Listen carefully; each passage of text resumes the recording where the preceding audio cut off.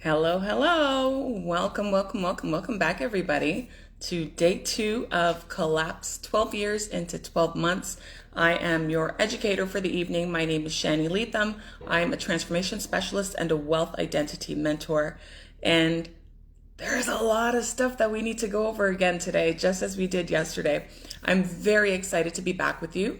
I'm very hopeful that the information that you absorbed, that you learned yesterday, is going to make quite the difference in your life if you allow it to, if you apply it. So today we're going to be taking over the next few steps. Yesterday we talked about 3 principles about collapsing time. I'm going to go over the next 2 with you today. And I think it's going to be really, really good. So as you're coming in, I'm setting up on multiple platforms. As you're coming in, please let me know where you're watching from. Please let me know where you're watching from. I love to know the reach, okay? I love to know how we're helping people, how far we've talked to people. I've had people in South Africa and New Zealand and Serbia and Canada and the US and in Nicaragua and all over the world who've been participants in our masterclasses. So just let me know where you're watching from. Go ahead and say hello. We are a respectful people around here, so as you come in, greet the room. Okay? Hi, Justina. Good to see you here. I'm going to, just as I did yesterday, invite you to make sure you have a pen and paper. I'm going to do a little bit of a recap of what we talked about yesterday, but you're going to need to take some notes, okay? If you registered for this masterclass via email, via the link, then you're going to get this masterclass emailed to you, okay? You're going to get the replay emailed to you. Otherwise, you can just head to my YouTube channel, which I'm faithfully growing now, and under Shani Leatham, and you can find it there. I like to make sure that all of the lessons that I'm teaching, you have a place to find them. I'm giving it to you for free. I'm giving it to you because I know that this is something that would have benefited me decades ago.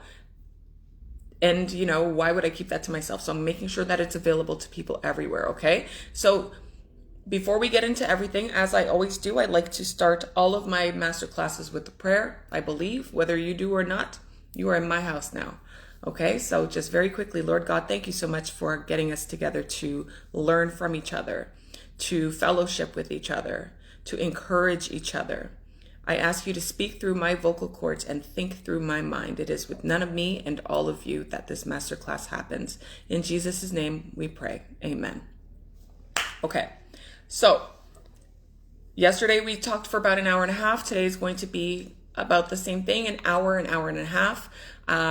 There will be a portion of time for people who have questions if you do have questions. If you want to book a consult call with me, I will make sure to put the link in the comments for that so we can have a chat about, maybe you want to know about Unlimited, my program. Maybe you want to learn a little bit more about this collapsing time. Maybe you want to know how to, I don't know, do something that you're not doing already right now. And expand your learning, expand your elevation. This is where we'll have that conversation and see what programs are right for you, okay? It's not, hey, can I pick your brain type of thing? This is, I'm giving you this. That stuff is just for people who are ready to move beyond, okay? Who actually want to see results. So I will tell you that yesterday was very powerful. If you didn't get the opportunity to watch it, again, it is posted on YouTube. It is posted on YouTube, and the replay will go out for both of them tonight, okay? And honestly, I'll tell you, if you listened to what I taught yesterday and you actually applied the homework, because there was homework for those of you who are just coming in now, some of you would have already started to feel some type of change, some type of shift, because you moved in a different way that you typically move, right? And that's where collapsing time begins. Right? It begins the moment you stop putting things off. So, before we get started tonight, I want to ask you something. I don't know if there's some new people watching, if there's some people from yesterday. Did you actually do the assignment? Did you actually do the assignment? How many of you actually identified the thing that you're delaying in your life and took action on it? Okay, that's what I want to know. How many of you actually did that?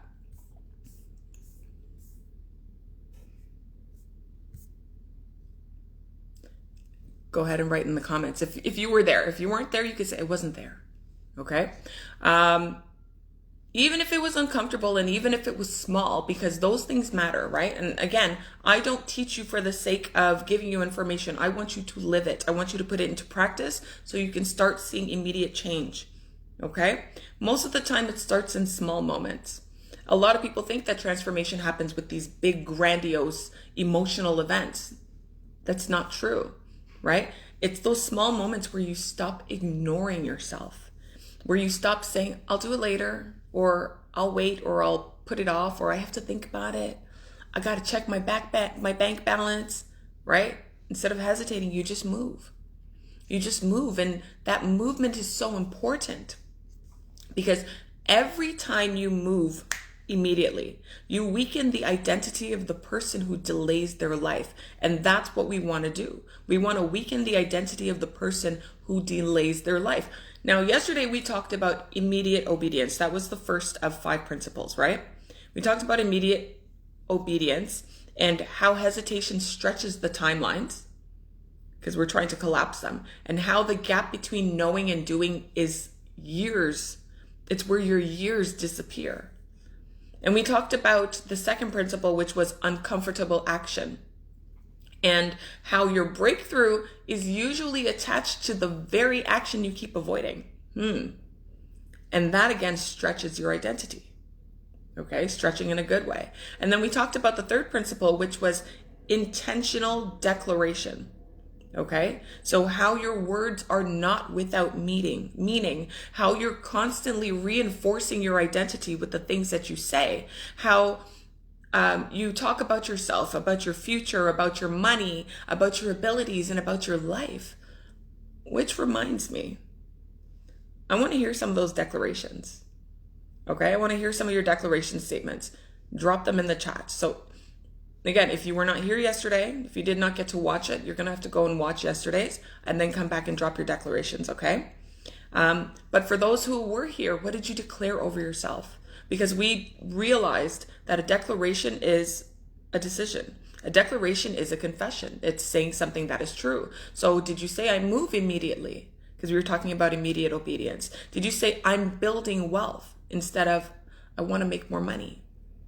Right? Did you declare, I trust myself? That's a good one. Did you declare, I'm no longer delaying my next level? Right? Whatever they are, let's hear them. If you have a declaration right now, go ahead and declare it. What are you declaring for yourself going forward? Because declarations matter. They matter, friend. And I need you to also understand something that before we move into this, the rest of the teaching, okay? You are not just saying words. You are introducing your brain to a new identity. I talked about it yesterday. Your words are a self-fulfilling prophecy. And the things that you say about yourself, your brain will start to believe. Okay? It's recording that information. It's taking note. So you are introducing your brain to a new identity. And at first, it might not feel familiar, right? That's good. That's good. It's not supposed to feel familiar because you're introducing something new, right? Because if your next level felt familiar, you'd already have what you want, wouldn't you? You'd already be living it, wouldn't you? So tonight we're going to continue. We're going to, because those first 3 principles open the door, but these next 2 are actually going to be the things that sustain that collapse. And we're collapsing 12 years into 12 months, or 10 years into 10 months, or 5 years into 5 months. Whatever the timeline is, we can collapse it 1 year into 1 month. It's possible, it's doable, but you need to apply these 5 principles, okay? So tonight we're going to talk about radical faith, and we're going to talk about expectant preparation. Those are the last 2 principles we're talking about tonight. And if you truly understand these 2 principles, which I believe you will, you're going to stop living like someone who's waiting for life to happen to them. Okay? You're going to start living like somebody who's preparing for what they already know is coming. And that's the point. So let's get into it, okay? So principle number 4 is radical faith. Someone please write that in the comments for me. Radical faith. Radical faith. Principle number 4. Please and thank you. So a lot of people say they have faith, right? They do. But what they actually have is hope mixed with fear. So they're mixing these things up. They're conflating them. And those are two completely different things, because real faith changes the way you act. It changes the way you move. It changes the way you interact with other people. It changes the way you think. You can always tell by somebody when they truly believe something is going to happen for them. Like, you can tell. You can tell when they get it, right? You can hear it in the way that they speak. You can see it in the decisions that they're making. You can feel it in their energy, all right? You can feel that. I'm still waiting for someone to write radical faith in the comments for me, please. Radical faith. Okay. With radical faith, there's certainty. There's certainty there. And I think this is one of the biggest reasons people stay stuck for years, longer than they need to. They say they want more, and they pray for more, and they do the visualization, which is good, but deep down, they still expect disappointment. And so what ends up happening is people have more faith in their failure than they have in their success. And so when you have more faith in the what could go wrong, right, instead of what could go right, what do you think is going to happen? What do you think is going to happen? So this is when people say things like, this probably won't work, but I'll try. This probably won't work, but I'll try. What if nobody buys my stuff? What if my prices are too high? What if, oh my gosh, this is so cringe. It's so embarrassing. I don't want to be embarrassed, right? What if I waste my money? And this is a very valid concern, but what if I waste my money? Am I going to make my money back? Right? Do you realize what that is? That in itself is a form of faith. It is. That in itself is a form of faith. You are literally imagining a future that hasn't happened, and you're believing in it emotionally, and you're responding to it as if it is real. That's faith, but it's being used in the wrong direction. And so fear and faith, we know this, they both ask you to believe in something that you can't see. But the difference is they produce completely different outcomes. And what's so wild to me, and I don't know if it is to you, but they use the same amount of energy. So if you're going to believe in something, why believe in something that's going to, why believe in your downfall? That's what I want to say. If you're going to believe in something, why would you believe in your own downfall? Why would you believe things are not going to work out for you? Why would you rehearse your rejection? Why would you keep expecting struggle? That's faith in the wrong way. At some point, you have to decide that the story changes here, like right away, immediately. Okay? So now I want to talk to you about what I mean by radical faith. Okay, so I've given you an example of what faith is and how it looks, but radical faith isn't just sitting around waiting for something to happen to you. Okay, it's not waiting for things to magically improve. I've got radical faith, I got radical faith, here we go. No, that's not what it is. It's deciding on the inside, okay? Deciding on the inside that what you want is available to you, first of all, before there's any physical reality of it. Any physical reality confirms it, before there's any evidence. You've got to make that decision that, yeah, you know what? Great. Jack is a millionaire. I don't know who Jack is, and Jack's not here. But Jack is a millionaire. Great. Jack is deciding to be a millionaire. He's believing it on the inside before there's any evidence of it. Everything has to happen before it happens in reality. We think of things, we create things in our mind, and then we create them in reality. Everything in this world was created twice. So why would you create something that you don't want? It's like the phone that I'm on right now with you. It was created in someone's imagination before it was created in reality. And in their imagination, they saw it, they felt it, they knew it was going to happen. They had faith that they could get it done, even if they didn't know how the process was going to work out. And then it became a thing.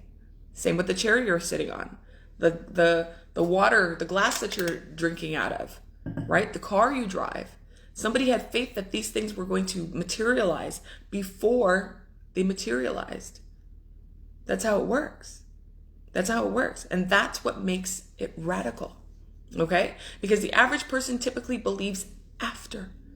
They believe after they see results. Well, I believe it when I see it. No, you gotta believe it when you see it, but see it in your mind and see it in your imagination. Okay? But the people who collapse time, they believe first. And that's something that you have to practice. If it's something that you're not typically used to, you're going to have to rehearse that. You're going to have to practice that on a regular basis every day. Okay? They believe first. And because they believe first, do you think that they move like everybody else? Do you think they hem and haw? You're like, you know what? I don't know if it's going to work out. So, or they're going to be like, I know this is done. So let's go. Got it? So have you ever met somebody? I know a few people like this, quite a few people like this now, because I keep my circle with people who just know. Okay, you'll understand what I mean in a second. Have you ever met someone who just knows they're going to succeed? They just know it. They know what they know what they know. Even the most mediocre person, they know. Like I think back to that interview with Venus and Serena Williams, and who is it? Venus was being interviewed by somebody. She was like 14 years old. And the interviewer was like, well, where do you get all your confidence from? She's like, well, I'm good. I'm great. I know I'm going to succeed. I know I'm going to win. And he kept questioning her and tried to get her to be a little more humble, right? Try to put in her mind and in her heart and in her subconscious that the faith that she has in herself wasn't warranted. But she just knew. She's like, I'm going to be one of the world's best. And was she? She was. She was, right? They move with expectation.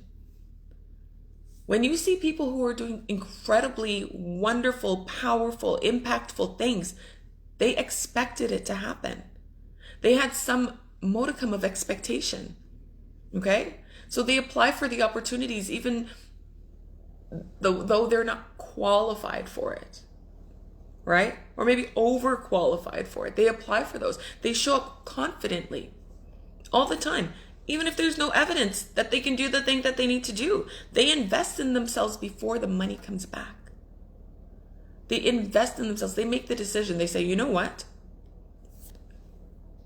Who I'm going to be on the other side of this program, course, whatever it is going to make me more than what I invested. They're forward thinking. They don't think, oh, well, this costs $10,000. This costs $15,000. This costs $1,000. Let me look for a discount. They don't do that. They don't do that. They keep creating even when engagement is low. Why do they do that? Because they've already decided who they are becoming. That in itself is faith in action. Isn't that cool? Isn't that cool? Now I want to tell you something, I want to explain what happens when we lack that radical faith. So when that faith is missing, okay? Without faith, radical or not, people hesitate all the time. They pause all the time. It's like a person who's doing double dutch. Remember double dutch? And they're just, I'm going, I'm not ready yet. I'm going, I'm not ready yet. Yeah? They hesitate all the time. They second guess every move. They need reassurance from mom, dad, cousin, uncle, brother, work colleague, best friend, the stars, the newspaper, every 5 minutes. Constant reassurance. Husband, wife, girlfriend, boyfriend, every 5 minutes they need that. They quit too early because they are not seeing the results fast enough. It's like there are certain businesses where people are like, they get into this business, they've been sold a dream. Okay? They've been sold a dream, they get into the business. They don't do the work. They work for maybe they work for three months. They think that they're super consistent. I'm starting a business in 3 months. I'm supposed to be rich. Where's my $1,000? Excuse you? You don't even know how the business works yet. You don't even know what your offering is yet. And then they quit, right? Because the results aren't happening fast enough. And eventually they start shrinking their desires to fit what feels realistic. Can you imagine that? You're shrinking the things that you want to fit what feels realistic. You shrink your desires to meet your current budget.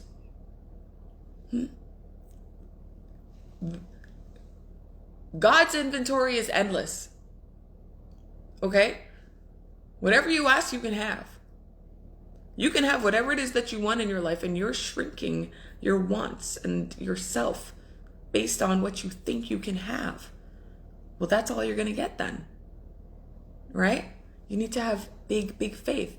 When you shrink your desires to feel what's realistic, that's dangerous. That is dangerous, because the moment you stop believing something is possible for you, you stop moving toward it. And once that movement stops, then what do you think is going to happen? Do you think we're going to collapse time again? No, we're stretching time. We're making things take longer and longer and longer to materialize, to happen. And so the funny thing is, you practice faith every day.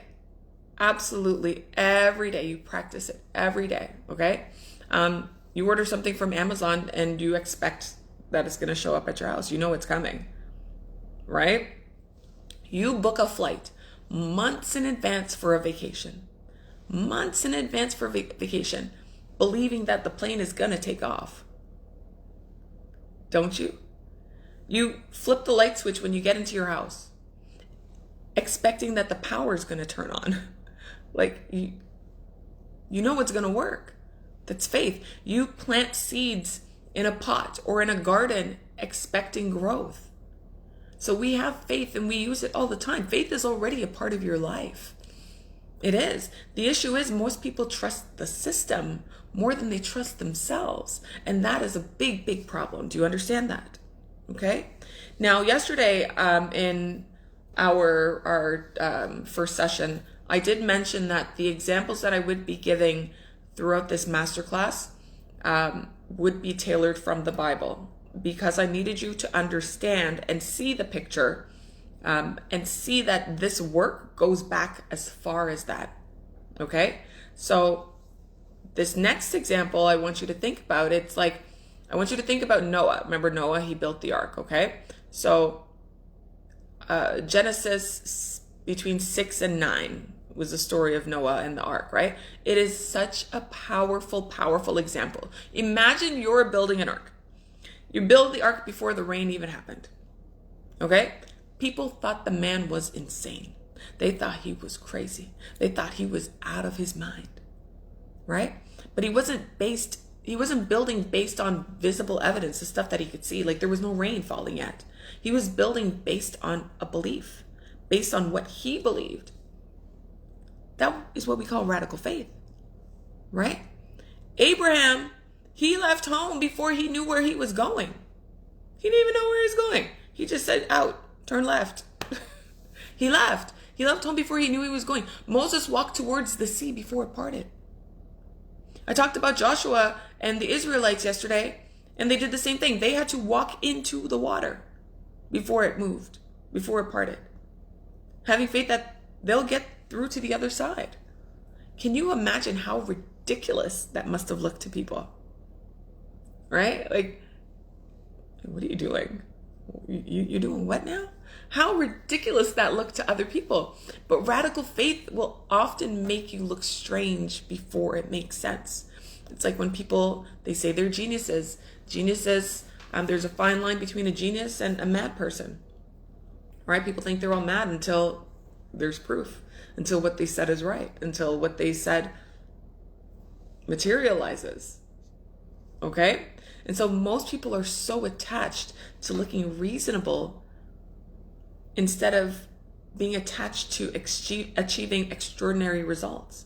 You're so focused on looking good, right? You don't want to be embarrassed, right? You don't want to be embarrassed, so you stay the same, stuck in what you want out of.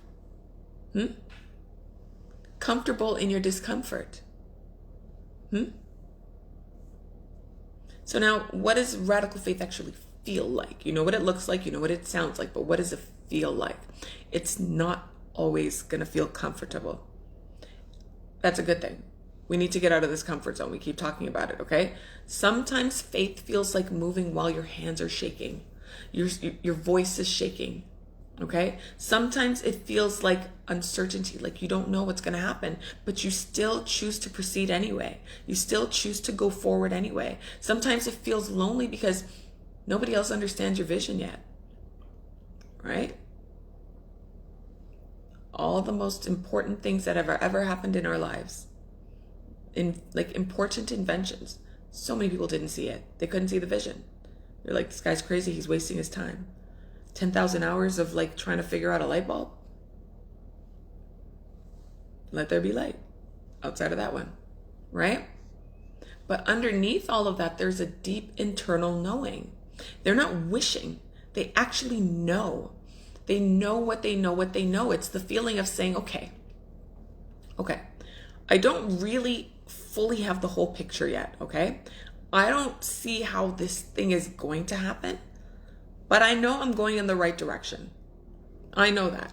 And I tell my clients this all the time. The how doesn't matter. The how is none of your business. It's God's business. Just know that if you decide for it to be done, it will be done. Period. That is faith. Okay? And so then there are people who carry faith, the people who have faith, they carry themselves differently. Wouldn't you think? What do you think? They keep showing up after rejection, don't they? They don't let that one failed attempt define their future, their whole future. Oh, I did that back in the day. I was performing at some pageant when I was like 16, 17 years old. I was singing. Beautiful voice. They jacked up my music. My mic was off, like messed up. I couldn't hear myself. I was singing. I felt like I was screaming. It felt to me like it was bad. It wasn't. I decided I wasn't going to sing for years, about a solid decade after that. I let that one failed attempt define my future. I don't do that anymore, right? People who have radical faith, they recover very quickly, very, very quickly, and they make bold decisions, bold, life-changing, expansive decisions, right? They don't immediately, or they don't need that quick applause. Yay! Keep going, keep going. They don't need the immediate applause to keep going, to stay committed. And most importantly, they stop identifying with their current circumstances. Where you are right now, your current circumstance, your current situation is not your final destination. So they stop identifying with their current circumstance. Just because something hasn't happened yet doesn't mean it's not going to happen. And that is what you need to understand. Okay? So this is also why identity work matters so much, because you cannot sustain success if your identity is attached to fear, or if it's attached to limitation, or it's attached to struggle. And that's exactly why I created my program Unlimited, because I realized that people don't just need motivation, they need a transformation. Okay? They need to rebuild the way they see themselves. When you rebuild the way you see yourself, everything in your life follows that. Right? Some people are stuck making the same amount of money. If you have not made over a certain amount, you have a financial ceiling. You have a money ceiling. If you can't get into a better relationship or improve the relationship that you have, there's a ceiling, there's a block, there's a blind spot. This requires transformation. This requires deep, deep knowing of who you are, right? And so inside Unlimited, we work on your identity at the deepest level, the deepest, deepest level. Because once a person truly believes that they're capable, that they're worthy, that they're powerful, that they're disciplined, and that they're abundant, things can't be the same. They can't go back to what they were like before. Everything must change. It has to. It has to. The quality of your decisions are going to change. The standards that you choose are going to change, aren't they?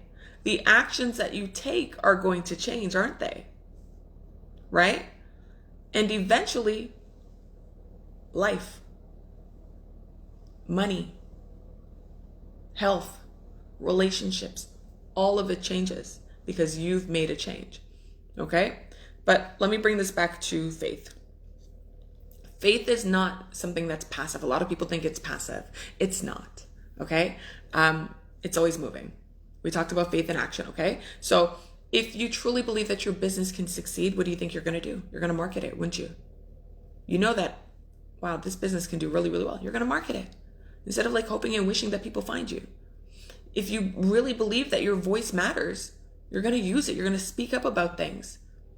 Even if you get in trouble, even if your voice shakes, you're going to speak up about things. You're going to use it. If you really believe that abundance is available to you, and it is, you're going to stop operating from a place of panic and a place of scarcity and listening to the limitations. Limitations, they're self-imposed. We create our limitations. We don't have to create abundance. Abundance is available to you. Abundance is everywhere. That is your birthright. Okay? We're the ones who say, oh, I can't afford that. We're the ones who say, oh, that's too expensive.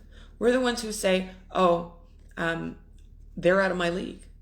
That's a limitation that we've uttered and then we believe. And so instead of moving forward, we fall back. We block ourselves from achieving the things that we want to achieve. Okay? So let me say this. Your actions, honey, they reveal what you believe. So if you're not doing anything, if you haven't done yet what will get you closer to what you want, do you really believe that you can have it? Or are you just wishing for it? Wishing and hoping and praying, or whatever the song is, okay?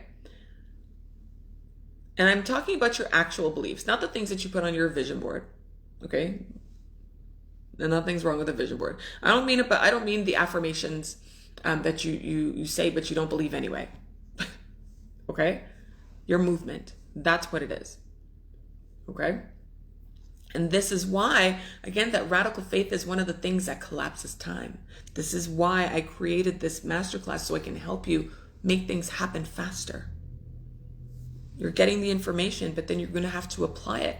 Faith requires that you remove your hesitation. It's a requirement. Faith keeps the heat on, man. It keeps the heat on even when there's no proof yet. Again, it's belief in something that's not seen. Belief that it's coming, that it's done. So now yesterday, remember, well, for those who were here, I talked about water. I did a water analogy, if you remember it. At 99 degrees, when you're boiling water, 99 degrees, it still looks like nothing is happening, right? And most people stop there. But faith says, keep going. Your breakthrough is close. And suddenly, because that's what everyone wants. And suddenly you reach your boiling point.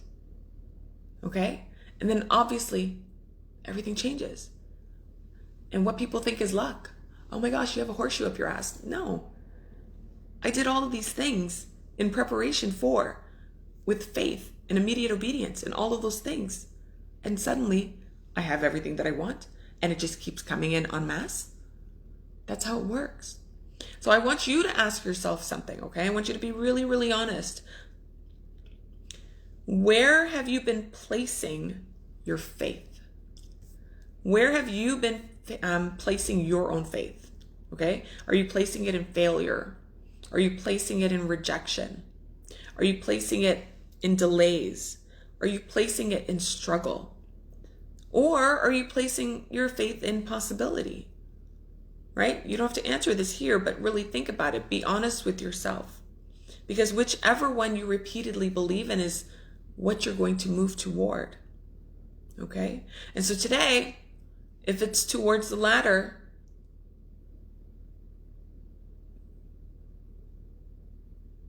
the latter or the former? If it's towards the first, did you see the glitch happen? If it's towards the things that are holding you back, the failure, the rejection, and all of that, that's going to stop today. That was wild. That was wild. I literally saw it going on in my mind. That was wild. Your future cannot fully be built by someone who expects defeat before you even begin. It might not work, but I'm going to give it a try. That's expecting defeat before it begins. You're giving yourself a way out. You don't need to do that. Okay? That radical faith is a decision. And once you make it, what do you think is going to happen? You're going to stop living like someone who's waiting for permission to succeed.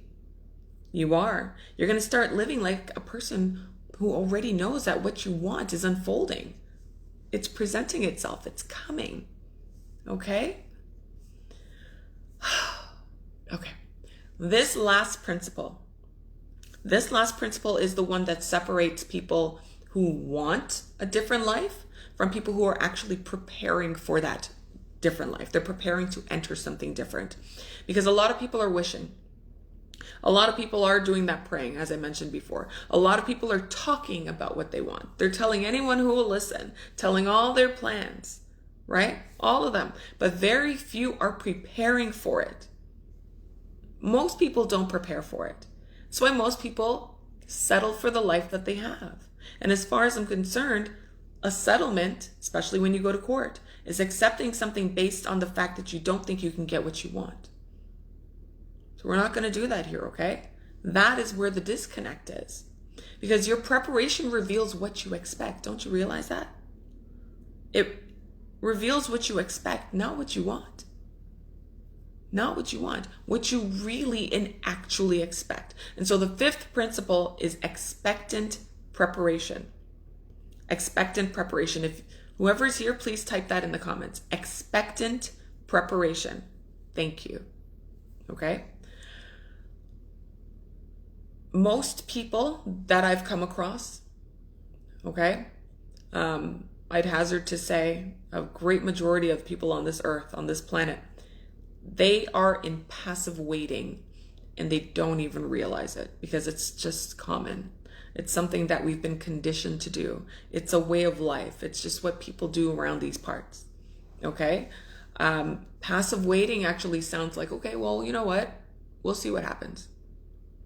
We'll see what happens. Maybe, hopefully something changes. I don't know. I'm waiting for the right time or the right opportunity, right? Like I have, a favor. I have too much on my plate. I'm too busy. I'll get to it later, right? I'll do it when things lighten up.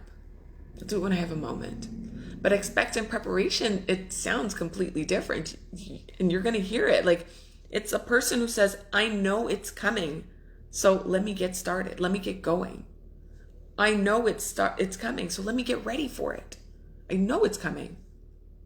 Right? You know when they say, get ready so you don't have to, what is it? Stay ready so you don't have to get ready? Stay ready so you don't have to get ready. And then get ready so you don't have to start getting ready again. Do you feel that difference? Because it's different. One waits to react and the other one prepares they prepare in advance. They prepare in advance. And this matters because life responds to people who prepare. People who prepare. Okay? And I don't mean like piss poor preparation. When you don't prepare for what you want, when you get it, how are you going to handle it? Because you're not prepared for it. And that's the thing. That's going to be another test that comes. You might very well get what you want while you're not prepared, or you're ill prepared for it. But then, what happens? What happens? Do you get what you want? Do you get what you want? Okay? You cannot ask for a different reality while remaining the same person. It's not going to happen. The problems that you yourself created right now will not be solved by the same mindset that created those problems. As I mentioned yesterday, old keys do not unlock new doors. And that is where so many people get frustrated because they're trying. They're attempting to make a change, which is great. Okay? But they want millionaire results with minimum responsibility. Make that make sense, right? They want visibility without exposure. How is that going to happen? How's that going to happen? They want overflow without structure. Without structure. They want to be paid to exist. Fine. But they want to be wealthy without the vessel to receive the wealth. Like, where's the thing that's going to bring the money in? You understand? So many people say, God, I want you to bless my finances. Cool. Done. That's how it works. Cool. Done. He's blessed your finances. What's the thing that you're going to do to make the finances? Where's the container to hold the money? What did you create? You've got to prepare yourself for it. You got to prepare yourself for what it is that you want. Okay? And then they wonder why nothing changes. Nothing changes. So if everything that you wanted arrived tomorrow, okay? Think about this. If everything that you wanted arrived tomorrow, would your current mindset and your habits and your discipline and your systems, would they be able to sustain it? Would they be able to hold it? Would they be able to handle it, to keep it? Or would it overwhelm you? Okay? I want you to think about what you want, because sometimes the delay is not a punishment, it's just preparation. You're not prepared for it. You think it's coming. Sometimes the delay is so you're prepared to keep it, so you're prepared to sustain it, and then make it happen over and over and over again, which would be really, really great. Now, people come to me and they say they want success, right? A lot of my clients and potential clients, but initially potential clients, or people who see my teachings on social media, on other platforms and whatnot, they come to me and they say they want success, they want to be wealthy, they want to change the way they feel in their life, they want to no longer feel the experiences or the remnants of the trauma, they want to just feel different things, right? But they're not building the capacity for it. So someone says they want a successful online business, cool, but they haven't learned sales. They haven't learned sales. They haven't practiced consistency or created content regularly. Like, okay, they don't know how to market themselves. They haven't even tried to learn how to market themselves. Go and take a course. Go learn from somebody who knows how to do what it is that you want to do. Go do that, but they haven't done that. They disappear every time that fear shows up. And then they say, when my business grows, I'll be more disciplined then. When the money comes in, that's when I'll start working out. What? What does one have to do with the other? No, you won't. No, you won't. Your business grows because you became disciplined. The money comes in because you invested in yourself. You invested in the future. Because you learned who you need to be so that you can hold that wealth. Right? That is expectant preparation. That's why you look at all these people who've won the lottery, major lotteries, right? The windfall comes in. So yes, it is possible. But within years, they file for bankruptcy. There are so many studies on this. They file for bankruptcy. Why do you think that is? They have not prepared for the wealth that they have or wanted.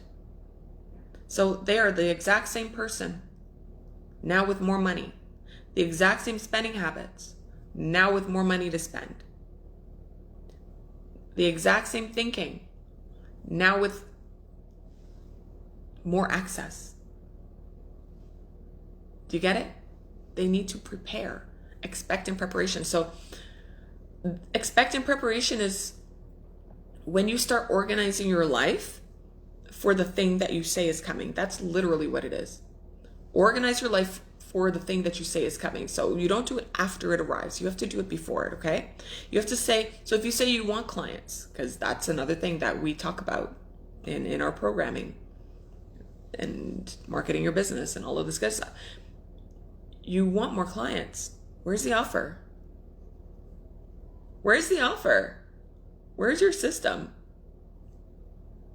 What's your follow-up process? Like, if you say you want to be wealthy, and everybody wants to be wealthy because, I mean, gas is $1.93 here in the city. When it used to be $1.22, $1.19, $1.07. Things cost. You want to be wealthy, but have you learned wealth management? Have you worked on your relationship with money?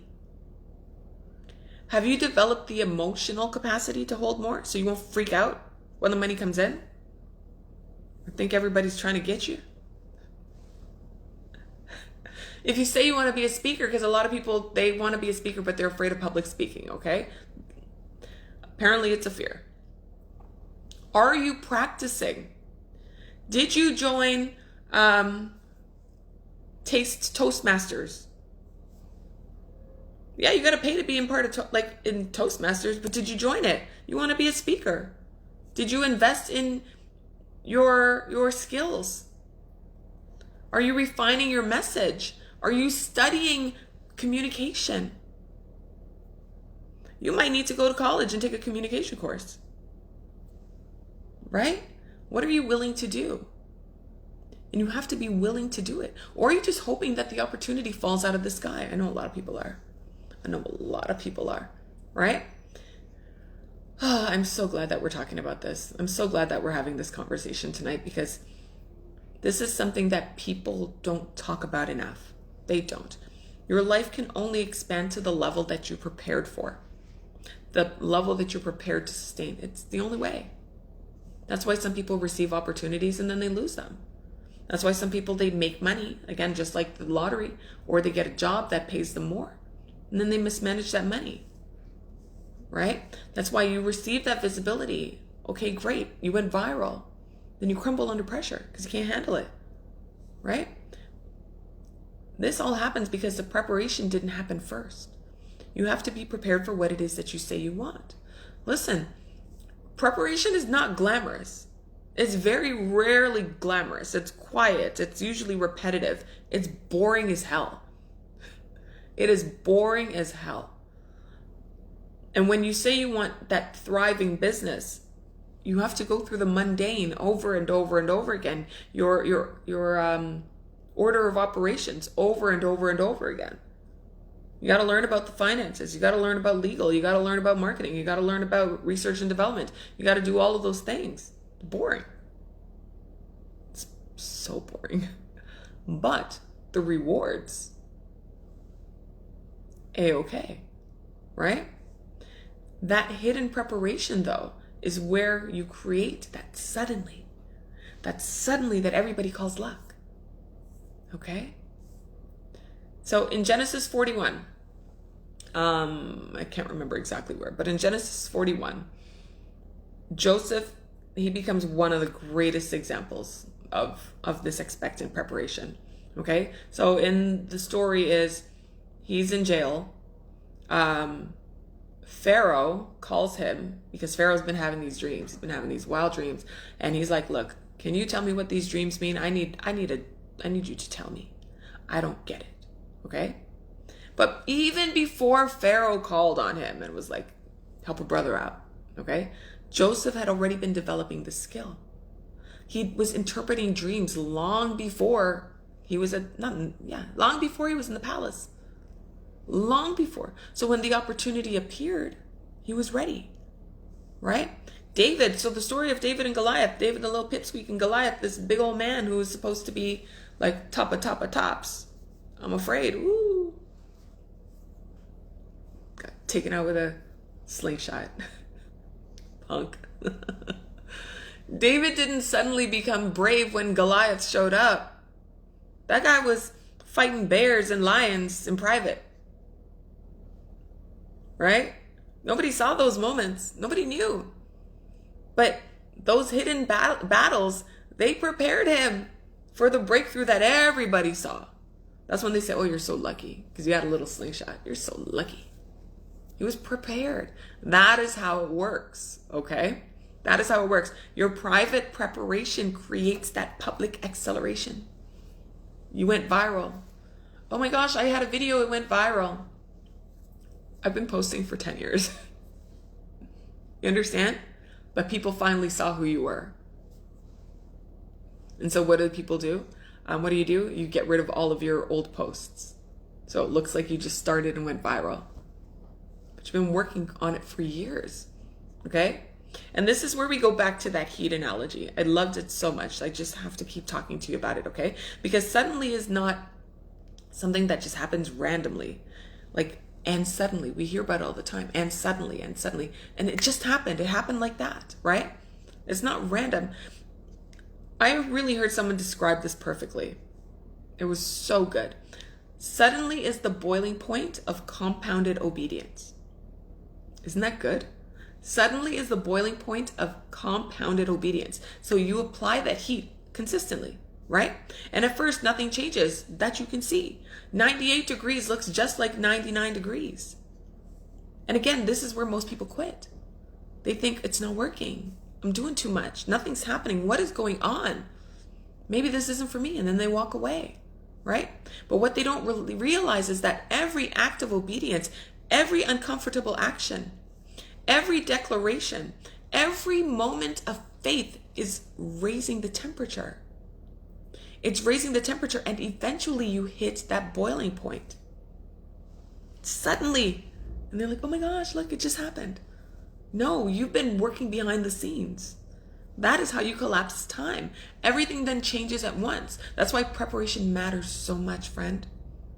That's why it matters so much, because the people who experience sudden breakthroughs, they're usually the people who stayed consistent when there was no evidence yet.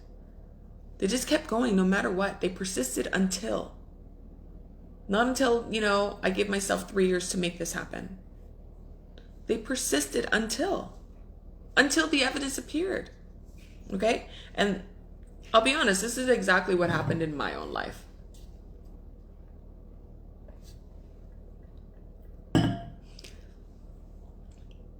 I knew that I wanted to reach and impact thousands and thousands and thousands of people, and eventually millions. Okay, I knew that. I knew that from a very long time. I used to see myself standing on stages, giving conference keynote speeches, all of these things. Even before I started doing that, I saw it. I saw myself teaching online to thousands and thousands and thousands of people. I saw it, right? But the systems that I had in place at the time wouldn't allow for that. It just wouldn't. They only supported like hundreds of people at a time. It's just what it was, right? And I thought it was what I could afford at the time. I was making plans based on my current budget, not based on my current desire. And so you get what you allow. So instead of waiting for growth first, I prepared for growth. I knew it was going to come. I knew it was coming. So I expanded my systems. Like I got new systems, new platforms, new things that could hold larger audiences. That's what I did. I kept posting. Oh my gosh. I kept posting. I kept showing up. All of a sudden people are asking me to do podcasts, right? Keynote speeches. I kept building. I kept having conversations. I started to offer consultation calls. I talked to you about that earlier. I started to offer consultation calls because I needed to have these conversations knowing that people were going to hire me to mentor them, hire me to teach them, right? I had to prepare for that. And then suddenly, 40,000 people. 40,000 people. 40,000 people, okay? Teaching 40,000 people. Took a screenshot of it and everything. Where it told me like the amount of people.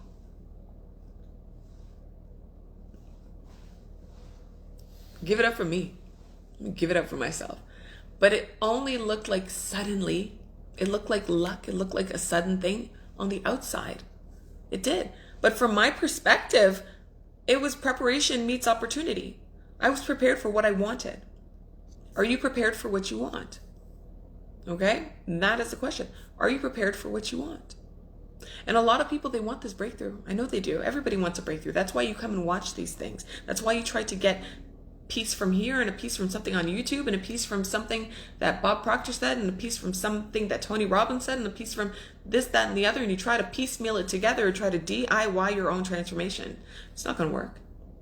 Or maybe it will, but it's not going to take the 1 year or the 6 months. It's going to take 6 years. It's going to take 10 years. Right? People want the breakthrough, but they don't want the responsibility that comes with it. And there's responsibility that comes with it.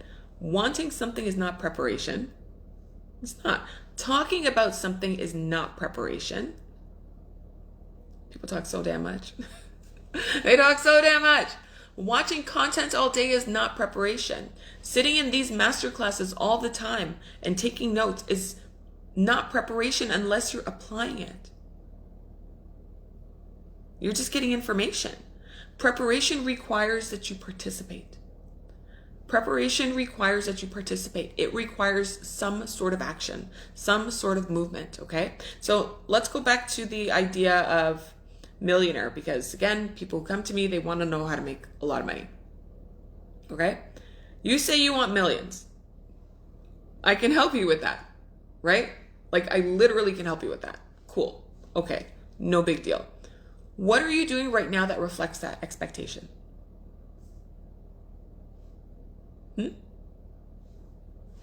What'd you say? What are you doing now that reflects that expectation? Are you learning high income skills?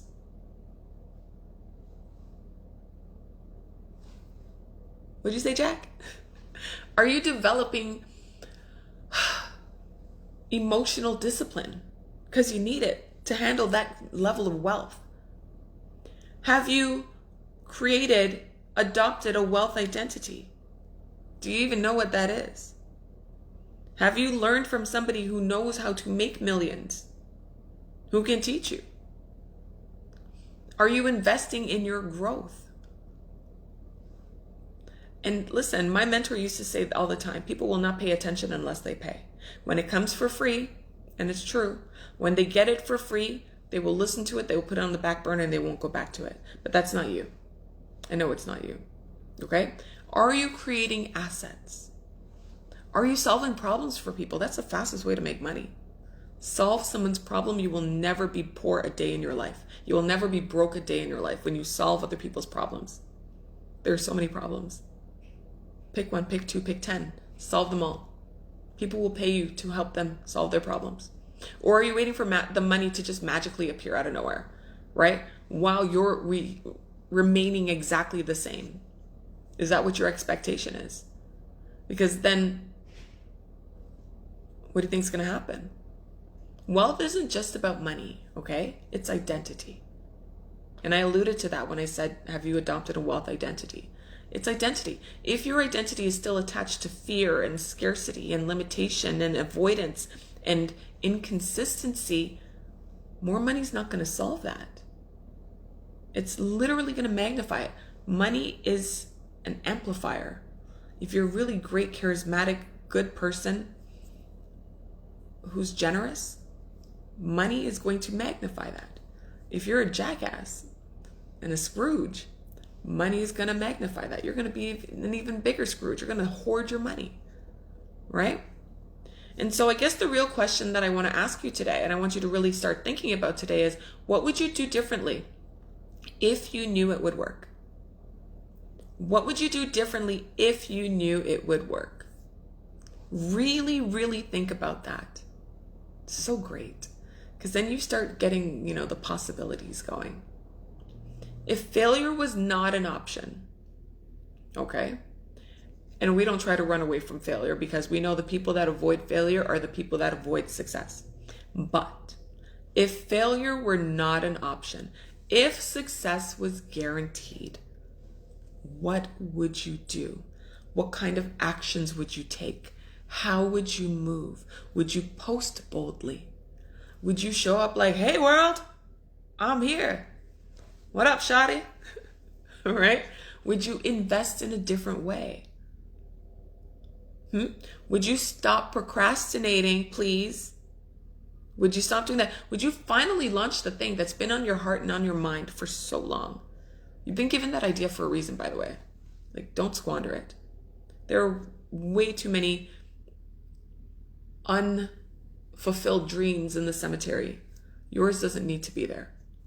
It was given to you for a reason, right? Because that version of you, my friend, that's the one who does all the things. That's the version that you need to become right now, this instant, right now, not later, not tomorrow, not this weekend, right now, okay?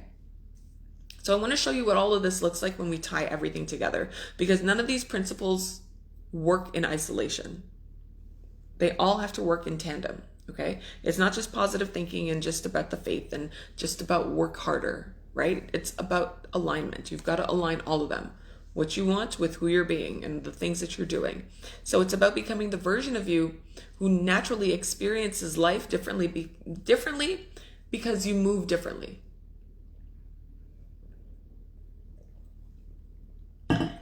And when these 5 principles that I've taught you over these last 2 days when they begin working consistently, okay, time collapses. Things happen quickly and suddenly. So no, it's not just I'm going to think about it and I'm going to think and think and think and think and think and focus on it and hyper focus on it and dream about it. And then there it is. There are principles that need to be implemented. It requires work. It requires you show up. Okay? Immediate obedience stops the bleeding. You're spilling things everywhere. It stops you from wasting months. It stops you from years in hesitation. When you act immediately, when you know what to do, go do it. When you've been given the idea, start working on it. Okay? You stop overthinking every move. If you're a person who analyzes all the time, it's going to be a challenge for you, but you've got to do it. You've got to stop overthinking every move. Every move. You've got to stop negotiation and stop negotiating with instruction. So I've been telling you what to do. Stop saying, okay, but can I do this instead? This doesn't really make me feel comfortable. I don't really feel comfortable doing this. I don't feel comfortable talking to them. Can I do this instead? No. Stop negotiating every instruction. You stop delaying the very thing that could change your life when you move. When you move. And then you have that uncomfortable action. That's what's going to stretch you, right? You're not going to feel good in the moment at first. And then it's going to feel like, oh, well, that's it. I remember going on a ride at our amusement park in town many, many years ago. It's like a drop tower. You go all the way up. I swear I could see my home from the place. And then you just drop. You just drop. Man, the anticipation of it freaked me out. I refused to go on that ride for years. And finally I was like, you know what? F it, let's go. Whatever will be, will be. And I'm up there and I'm thinking, and I'm with my friends and I'm like, wow, this would be a terrible way to die. But it's beautiful, but this would be a terrible way to die. Okay? And I sat up there and it took an uncomfortable action, which was, I need to overcome this fear. Let me just do this ride. I don't have to do it again if I don't want to. We went straight down. It was like a bungee jump to me. Straight down for 7 seconds of free falling, mad fast. And I was like, and then it was over. And when we got to the bottom after those 7 seconds, you know what my reaction was? I said, that's it? I was afraid of that. I put off a little bit of euphoria because of a fear. Sometimes the anticipation of a thing is greater than the reality of it. So you've got to take the uncomfortable action. Now I go on that ride all the time because it's fun. It's fun. Uncomfortable action will not be uncomfortable after you do it a couple times. You're creating new neural pathways, teaching your brain that this is good, teaching your nervous system that this is safe, creating a new capacity, new container for more fun, for more wealth, for more joy, more peace, all of those things. Okay? That uncomfortable action, it stretches you. It stretches you beyond the identity that you're currently living in. And we need to do that because the identity that you're currently living in is not allowing you to have the things that you want. So you got to take that uncomfortable action because your comfort zone, oh baby, your comfort zone, it was built by your current identity. It was built by your current identity. So if your identity changes, your actions are obviously going to change, right? That's why growth feels uncomfortable. It does. It's painful at times. It hurts at times. Sometimes it's lonely, right? You're literally becoming unfamiliar to yourself, but that's just temporary. You got to get through the temporary discomfort so that you can go to the prolonged, normalized success. Okay? Then intentional declaration, it begins shaping your world on the inside, your internal world. You will then stop acting like and speaking like and being like somebody who's defeated. Okay? You stop talking like someone who just doesn't know, who's uncertain. I'm not sure, but you speak with certainty. You're going to stop reinforcing fear through your language. And if you've been doing that and didn't realize that until now. Good. Good. Now you realize it. We can change that. Your words begin matching the life that you say you desire. That's what we want. So speak only what you want. Like, make a real declaration. And eventually your mind's going to start believing the words that you say. It's going to start saying, oh, this is who I am now. I'm the kind of person who just, money finds me. I say that all the time, and I wholeheartedly believe it. Money finds me. I'm the kind of person that money finds. I'm the kind of person that things always work out. Do I go through obstacles? Yes. Do I have hard times? Yes. Do things not always work out in the best for me at first? Yes. But I'm the kind of person who things work out for.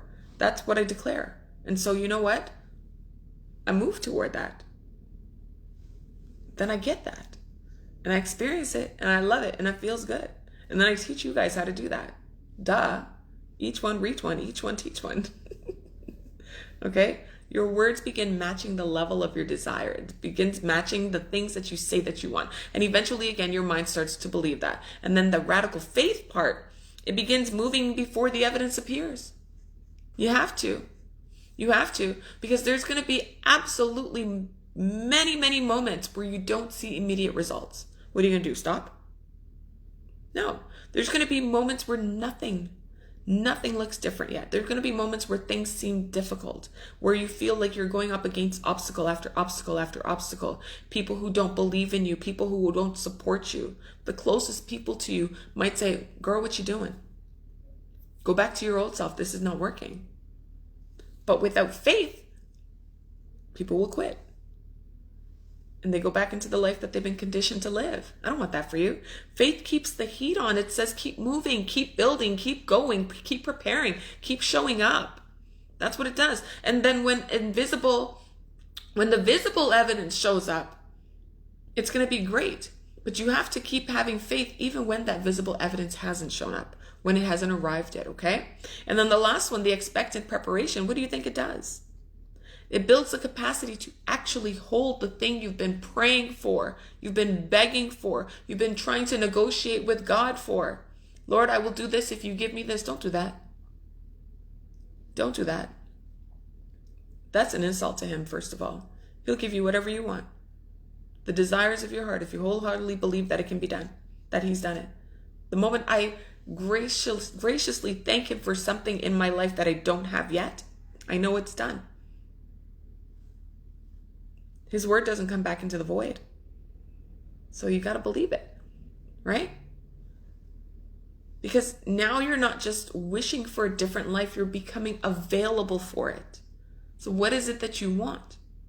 What do you have to do? You got to build the systems for it, don't you? You have to build the discipline. You have to build the mindset and the emotional intelligence and the emotional capacity. You have to build the identity. That's what I help you with within my program Unlimited and our school, the Breakthrough Academy. I have an education company, y'all. It's so cool. We teach you all of that stuff. You are literally becoming the person who can sustain a breakthrough, okay, when it arrives. I'm preparing you for that. That's what this is, okay? And so then when all of these 5 principles start happening at the same time, when they're implemented at the same time, don't you realize something powerful happens? That's momentum. Real momentum, not the fake motivation that you see people talking about online, that fake motivation that disappears after a few days. Motivation is fleeting anyway. I'm talking about the kind of momentum where your thinking changes, where your standards and your habits change, where your decisions and your relationships and the opportunities that you're now aware of change. Those opportunities have always been there, but you're now shining a light on something different because you're different. And so then you stop acting like the old version of yourself. Yeah. And then eventually what happens? Your outside world, your outside reality, the things that you're now focusing on, it has no choice but to catch up with who you've become on the inside, with who you've become internally. That is the collapse. That is you collapsing time. Okay, now I'm checking to see how we're doing on time. This is why some people can experience something in 1 year, and others it takes them 10 years. right? It's why somebody can experience something in 6 months that could take somebody 6 years or 5 years or a year to accomplish. It has nothing to do with them being luckier than you, having a horseshoe up their ass. It's got nothing to do with that. They are not more special than you. They are not more blessed than you. They have the exact same things that you have here, okay? They are the person that keeps interrupting their, okay, I don't want to say this. But because one person keeps interrupting the momentum, right? They interrupt their momentum through fear and through hesitation and pausing and delay and inconsistency and doubt, and they're distracted all the time, right? The other person applies the heat. That's where the luck comes in. They keep applying the heat every day. They keep applying the heat consistently. They do it quietly. They don't tell everybody. They don't tell everybody all of their plans until suddenly happens, until that boiling point reaches, until the steam starts to rise, until they start to experience things that they never thought they could, that they knew that they would experience, until overflow shows up. And they go from overdrawn to overflow, right? From the outside, everyone's like, whoa, that was fast. That was fast. But they didn't see the private decisions that were being made, right? They didn't see the obedience, and they didn't see the uncomfortable action, and they didn't see the declarations, and they didn't see the expectant preparation. They didn't see the faith. They didn't see those 5 things. They only saw the manifestation. They only saw the manifestation, and this is why I needed to teach this masterclass. Because too many people are living as though time is happening to them, instead of understanding that timelines respond to identity, and timelines respond to decisions, and timelines respond to the movement, and they respond to your beliefs. Okay? And just so we're clear, I really need you to understand this. You, as much as you might think you are not powerless. Okay? You are not powerless. You are not stuck waiting for someday. We're not stuck waiting for. You're not required to spend the next decade of your life becoming who you could start being, who you could start becoming now. You don't have to do that. You're under no obligation to be the same person you were 5 minutes ago. Okay? The moment you decide differently, the moment you move differently and speak differently and think differently and believe differently and prepare differently, your timeline changes. And that's how suddenly happens. How are we doing on time? Most people will never get to experience it, and that breaks my heart because the information is there. People will not pay attention unless they pay. There will be a lot of people who ignore this message, this 2 days of information and how to apply it. It's because they stop at the 99 degrees instead of just going 1 more degree, just 1 more. They stop because they can't see the steam, because the water hasn't started bubbling yet. But the people who keep the heat on, baby, those are the people who completely transform their lives. Those are my people. Those are my kind of people. And I believe that's exactly why you're here right now, okay? So just so you understand, you don't have to accept the world's timeline for your life.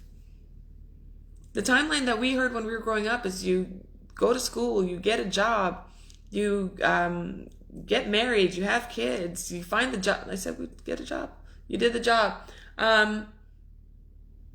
You have the kids. You work for until you're 65, you retire, and then you have 15 years to live your life. That's the world's timeline. We're on kingdom time. Things that you want, they happen fast. They happen real quick. They happen real quick when you apply.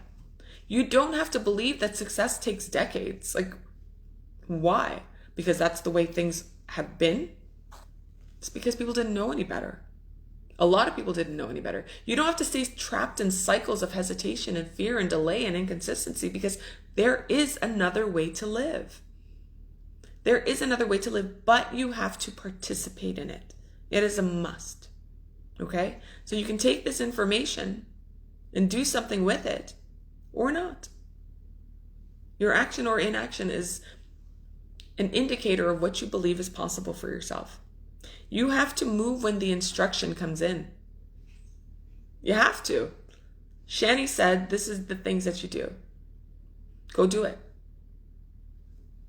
And if you don't want to hear from a woman, pretend I'm a man. That's bullshit, isn't it?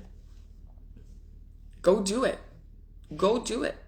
You have to keep the heat on. You have to keep the heat on. Even when nothing appears to be changing. Even when nothing appears to be changing, you have to prepare before the evidence arrives. You have to. Because your breakthrough is not a rescue mission. It's a response to what you're doing and who you're being while you're doing it. It is a response. It's a response to the person that you became in private. Okay? And if you keep applying that heat, again, one day what took other people 10 years is going to collapse into 10 months or 5 months or hell, even 1. It all depends on how good you get at implementing these 5 principles. And everybody around you is going to call it sudden. Whoa. But you're going to know exactly what you built, right? And this right here, again, is where everything changes. I'm so excited for your future. I'm so excited for your future, which is right now. I'm so excited. Because after everything that we talked about over these last 2 days, there are only really 2 types of people in this conversation, in this room right now. Okay? You decide who you are. There's the person who feels inspired. Okay? But they're going to leave here and they're going to go back and do what they have already done. Okay? They're going to overthink. They're going to take forever to make a decision. So they're going to delay things. Right? And what happens when you wait? There is an economic cost to waiting. Okay? They're going to wait for the perfect time. They're going to tell themselves they'll come back to it later, and they never come back to it later. And then 6 months from now, maybe even a year from now, they're still going to be standing in the exact same place asking why nothing has changed. But the second person, and I believe that's you, the second person understands something really powerful. They understand that collapsing time is not just about information. It is about decision. Okay? If it were about information, everybody would have done it. Duh. Once a real decision is made, that movement follows. That's, again, why I created Unlimited. Unlimited, the Millionaire Mastery Program. I want you to master that baby. Okay? It's not just another program, by the way. Okay? It's expectant preparation in action. That's what it is. It's the decision to stop sitting on your potential. It's the decision to stop negotiating your next level and negotiating your worth. It's the decision to stop talking yourself out of the life that you know you want. But if we're being honest, most people don't need information. They've got so much. They need a transformation. They need to be in proximity to people who know what to do, people who've lived it. They need accountability. They need identity recalibration. Okay? That's what they need. They need to become the version of themselves capable of holding the life that they've been praying for. That's what they need. That is exactly what happens inside of Unlimited. I'm not even going to lie. When I put this program together, I just knew. I knew the lives that would be changed. I knew. It was like when I started preparing for the systems I was talking about to talk to thousands and eventually millions. I just knew it. Inside Unlimited, you're going to begin dismantling the patterns that have kept you stuck all these years, that have kept you stuck in these cycles of delay and that fear and that inconsistency and that struggle, the hustle mentality, that scarcity and the low self-esteem and the low self-worth and the overthinking and the self-sabotage that eventually comes. And in the spirit of brokenness, right? You stop identifying with the person who hesitates. You stop moving like somebody who's waiting for what is this? You stop moving like somebody who's waiting for permission. You stop shrinking your desires. You stop shrinking them down to what feels realistic, right? And you begin building the identity of someone who moves with certainty, of someone who moves with discipline, of someone who moves with faith, of someone who moves with standards, of somebody who's powerful, of somebody with expectation, of somebody with self-trust. Once your identity changes, everything has to follow. You cannot be a new version of yourself and have the same results. You can't. If you're having the same results, then there was no transformation. Okay? Your relationships are going to change. Your finances and your opportunities are going to change. Your standards and your decisions and your level of peace, baby, it's going to change. That's so good. And then you're going to start noticing that you no longer react the same way. You're going to start noticing that you no longer tolerate the same things that you used to tolerate. And you're not going to start thinking small anymore. You're going to have big, expansive, massive, life-changing thoughts. You're going to be like, whoa, where did that come from? But that's going to be your new normal, right? That's going to be your new normal. You're going to become available for more. You're going to increase your capacity. And I'm going to say something to you that completely changed my life. Everything that I've ever wanted came to me because I decided to have it. Period. I decided that I'm going to have it. So it came to me. I didn't know how it was going to happen. Like I said, it was none of my business. It was God's business. The how is unimportant. The how is unimportant. Okay? I had no idea. No clue. Most of the time I had no idea. Half of the time I still have no idea. But I decided anyway. Okay? And once the decision was made, the path revealed itself. Once I decided to step into the water separated. Okay? The money came. The opportunities came. The people came. The ideas came. You know? The strategies came. Identity has to happen first before everything else happens. Decision creates movement, and movement collapses time. Do we get it? And some of you are waiting to feel ready. You're waiting for certainty and you're waiting for proof. Well, can you show me somebody else's results? I can, but I won't. Why would I do that? Don't you believe in yourself? Limitations. Limitations. The version of you that changes your life, they move first. They move first. Okay? So if there's something over these last 2 days that have been pulling at you, I want you to listen to it. Like, don't ignore it. Listen to it. That feeling really is not random. And if you feel a little uncomfortable with what I've said or what you feel, that's stretching. That's good. That is a good thing. We talked about it. Like the stretching, the discomfort has to happen. The internal knowing that your life is supposed to be bigger than you've accepted, that's your next level calling you forward. Okay? And so when you decide to become an unlimited student, okay, you're going to manifest the means to do so. Okay? You're going to manifest the means to do so. You're going to manifest the money to make it happen. Because committed people always find a way. They do. People who truly stop entertaining excuses. We're not doing that anymore. They stop saying maybe later. They stop saying when the timing is better, or after this bill is paid, or when I feel more confident.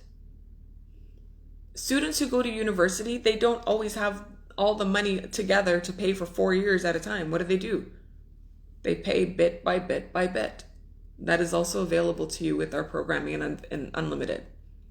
Okay? The movement changes things. So this is your next step, okay? I want you to book a consult call with me. And I'm going to put a link into the comments so you can book that consult call with me. And let us have a conversation. Let me tell you what unlimited is, how it works, how it could fit into your life. You tell me exactly what it is that you want to change, what it is that you want to achieve, okay? Or if you already know, then enroll directly into unlimited. Just go, okay? I will put that in the comments as well. Stop delaying the life that you know you want just because you don't know how it's going to happen. The how is unimportant. The truth is, you're not waiting on your breakthrough, friend. Your breakthrough is waiting on your decision. It's all on you. And so years from now, and birds are going crazy. Years from now, you're either going to go back and look at this moment and as the point where your life changed, or it's going to be the moment where you talked yourself out of it again. Okay? I want you to choose wisely, because your next level is not responding to hesitation anymore. It's responding to your decision. Okay? So, for many of you, I will see you inside Unlimited. And for the others of you, I will see you on the flip side. Okay? I want to thank you so much for spending your last 2 days with me to learn how to collapse. 12 years into 12 months. 10 years into 10 months. 5 years into 5 months. Take what you've learned and implement it. This is the only way that you're going to see change. It's the only way you're going to see success. Take what you've learned and implement it. If you want to learn more and create something even bigger than this, let's talk, or just come right into Unlimited. We are waiting for you. It's a beautiful community of people. We are waiting for you. There's group lessons. There's embodiment sessions. It's 6 months of immersion, of change, of wealth creation, of mindset reset, of subconscious reprogramming, of becoming who you need to be so you can hold what you want. And when you change who you are, life has no choice but to follow, but to respond and give you the desires of your heart. So good. Anyways, with that, my name is Shani Leatham. I am your transformation specialist and your wealth identity mentor. I will see you next time. Take care. Bye-bye.